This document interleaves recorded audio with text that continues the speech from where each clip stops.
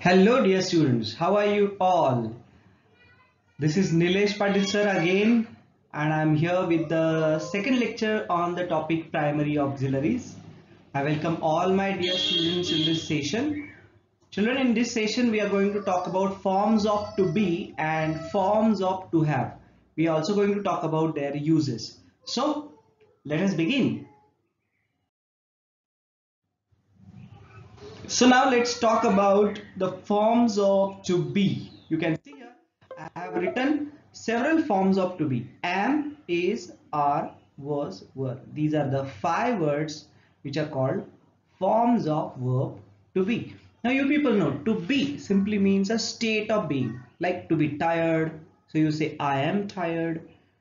To be angry, you can say he is angry. So you see, when you're talking about a state of being, right, make use of am, is, are, was, were. A state of being, to be. These are the forms of to be. These auxiliaries are used in continuous tense. You see, we use this auxiliary to frame sentences in continuous tenses. So in continuous tense we use am with I. We say I am watching a movie. We use are with plural subjects. We, they, plural subjects. We are staying home. And is with singular subjects. I hope you people understand the difference in plural subjects and singular subjects. Plural nouns and singular nouns. We is a plural subject, a plural pronoun, which refers to more than one person. So we use are with plural subjects, whereas we use is with singular subjects. Shiba is playing guitar. They, now you can see here, it's a plural subject. In the past tense, we use was or were. They were very fine details. This too is a sentence in continuous tense. Clara was looking for someone. This too is a sentence in continuous tense. So what do we use these forms of to be for? We use them to frame sentences in the continuous tense, the present continuous and past continuous. Let's move ahead.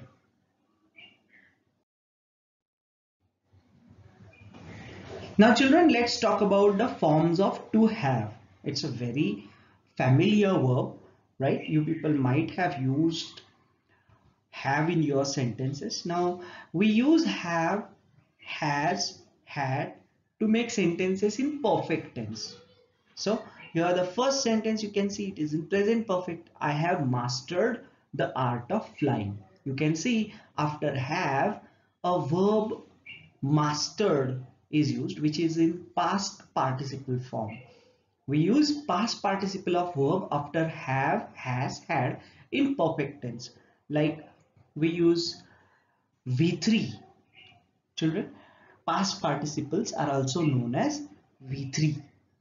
You can see this next sentence. Shiba has baked a cake. Now you can see here too a past participle is used. But I might have introduced to you people. Sometimes we use have as a main verb. And I told you people while talking about the difference between primary auxiliaries and modal auxiliaries. What is the difference in primary auxiliaries and modal auxiliaries? Primary auxiliaries can be used as a main verb, right? In that case, they wouldn't be followed by V3. They wouldn't be followed by this past participle of the verb. Now we are going to talk about the uses of to have. But for now, you people need to understand that we use have, has, had in sentences in the perfect tense. Now you see, you people, it is a common knowledge have and has are used in the present tense, whereas had is used in the past tense. And I hope this too is a common knowledge that have is used, have, the helping verb have is used with I, right? We use it with I, we use it with we, you, and they. You people know these subject pronouns.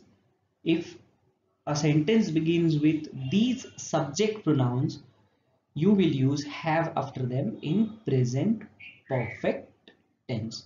And if the subject pronoun is he, she, or it, right, you will use has. In other words, you can say if the subject is singular, right? If the subject is singular, we use has. Now some of you will ask, sir, I is also singular. You might also refers to a singular person, singular subject. But I and you are first and second person singular respectively, right? So I am talking about third person singular. Subject is third person singular. Many of you might not know what is third person singular. See, I refers to yourself. So I is a first person. You, when I am talking to you, you refers to the second person. And third person is, suppose I am talking to you about the third person. That is he, she, or his name you can take, Prashant, right? So that will be the third person. So when the subject is third person singular, in present perfect tense we use has. If the subject is third person singular. Now if you people do not understand what is this first person, second person, even after this explanation, I would like you people to simply remember these subject pronouns, right? He, she, and it is difficult to draw here, I'm sorry. I think I would clear it. Please try to remember these subject pronouns. I would clear it here. He, she, it. You people can note it down. It's difficult to draw with this annotation pen on the laptop screen. So children, that's it. We use have, the forms of to have, to frame sentences in perfect tense. That's it. Present perfect and past perfect. You can see the third sentence is in past perfect tense. That's all. Now let's move ahead and talk about the other uses of to have. Now friends, here you can see different uses of have. Now I am talking about uses of have as a main verb, uses of have as a primary verb. You can see in all these sentences, you will find have or has is used as a main verb, no past participle following it. Look at this first sentence. My friend has a pet cat. Here I am talking about the possession or ownership. He has a pet cat. You can see in this structure, after has, a pet cat is a noun phrase. A verb is not used. Has is used here as a main verb. It shows or it indicates possession. Another example, I have a new pen. Next, a question. Do you have a cycle? By the way, many children get confused. Whenever have and has is seen in the sentence, they say it is perfect tense. Is it true? No, it's not. Only when have, has, had is followed by a past participle, we can say it is perfect tense. Otherwise, it is simple present tense. Now see here, this third sentence, the first, second, third sentence, all sentences, simple present tense. They show possession, right? Next sentence, our school has 6 computers. Here also it shows ownership. The municipality has 6 vans and 2 cars. All these sentences you will see have, has shows ownership. Even had can show ownership in the past. Like he had a bicycle but he has sold it. So you may say he had a bicycle, he owned it. So it can also be used in the past tense. Now friends, have is also used to refer to events, activities and experiences, right? Now let us try to see how. Look at this. I'm going to have a bath in the river. This is an activity. I'm going to have a bath. Let us have a party for your birthday. Now what does it mean? Here we are talking about An event, have a party. Party is an event. The class has a short break at 11 a.m. Look at this. The class has a short break. So you can see it is an activity. Did you have good time at the wedding? Look at this. This is about experience. To have a good time.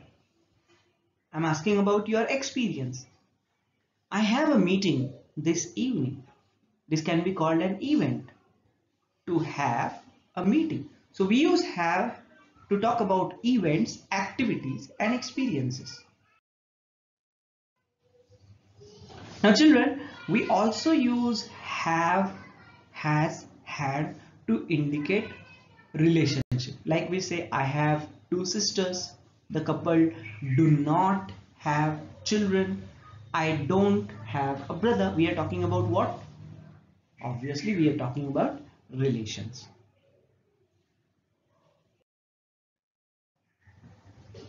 The next use of have. Children, we can use have or has about eating or drinking. When we are talking about eating or drinking, now this is quite common, right?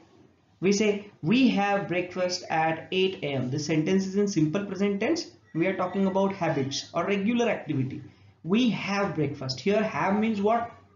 Eat. We take breakfast at 8 a.m. Have a slice of cake. When I say have a slice of cake, I mean eat a slice of cake. What would you like to have?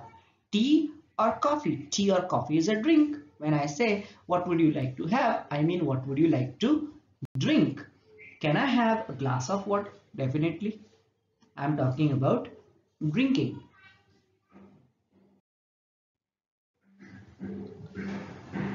Children, we can use have or has to talk about a medical or physical condition. Many times people say I have fever, right? They say I have cold.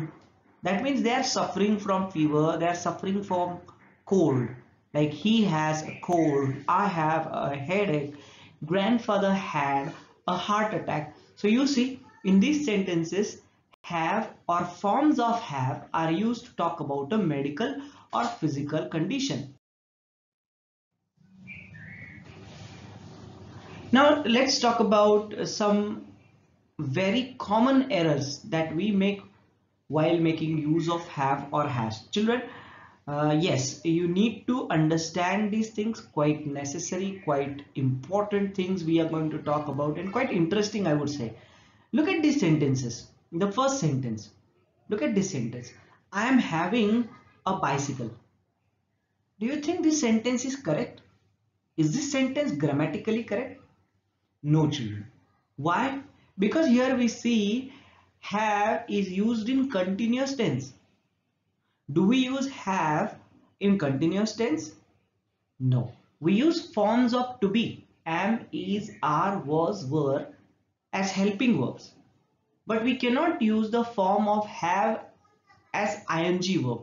So we, instead of saying I am having a bicycle, we would say I have a bicycle. Instead of saying he is having a cold, you would say he has a cold. You cannot say he is having a cold. Here anybody like you know what, someone will relate it to the action of eating, right? So this is not correct. I am having a lot of homework. That simply is wrong. I have a lot of homework, right? That would be the correct sentence. Now similarly, it is not used in the negative form as main verb, right? We don't say he hasn't a car. How terribly wrong it is. You would say he doesn't have a car, because in simple present tense, and I told you people, when I talked about the forms of to do in the last lecture, I said whenever you want to make question in simple present, you make use of do or does. So we can't use have or has in the negative as a main verb. You will have to use do or does as helping verb. So you will say he doesn't have a car, instead of saying he hasn't a car. I haven't a cold. No, I don't have cold. This will be the correct sentence. I hope you people are getting it. Now see, I have tried to cover everything that is related to this topic. But that does not mean you have understood everything, or that does not mean the topic is over. Unless you people practice several questions and sentences based on the topic that you have studied. You cannot judge yourself, or you cannot even understand how much you have understood, right? These things should become quite easy for you people, obvious for you people, but for that you need practice. Who says you people are supposed to keep in mind all the rules? I don't want you people to learn the rules of grammar. No, no one should learn the rules of grammar. Instead, we should do what? We should practice as much as we can. So these rules become obvious to us. I'm not in favor of learning the rules of grammar. No student should ever learn the rules of grammar. But yes, students should study grammar. In what manner? They should practice the sentences after knowing the rules. You should know the rules and then you should start practicing. Learning the rules is not going to help. Practicing is going to help. One day the rules should become obvious to you. I mean to say the rules should become obvious to you. So even if you do not know the rule, you will be able to write the correct answers. Are you getting it? Now look at this. If somebody says I haven't a cold, you would definitely understand, Arey, he's saying wrong. Why? Because it should be I don't have cold. So then to indicate negative, we use auxiliary to do or the forms of to do with the main verb to have. So this is what is the correct answer. Here I have given he doesn't have a car, I don't have a cold. Have fun with the uses of have. I'm going to ask you several questions based on this topic, children. If you people have not understood some of these things, you can do one thing, you can go over the topic again and try to see the notes. Maybe sometimes explanation is difficult to digest, but the notes that are given are perfect. If you go through them, you people will definitely find it easier to understand. And yes, I'm going to provide a test based on this topic, and after that you people would definitely be able to understand whether you people need to study this topic more or you people have understood it completely. Till then, I would take leave and will be there again with you people with a new grammar topic. Till then, bye bye.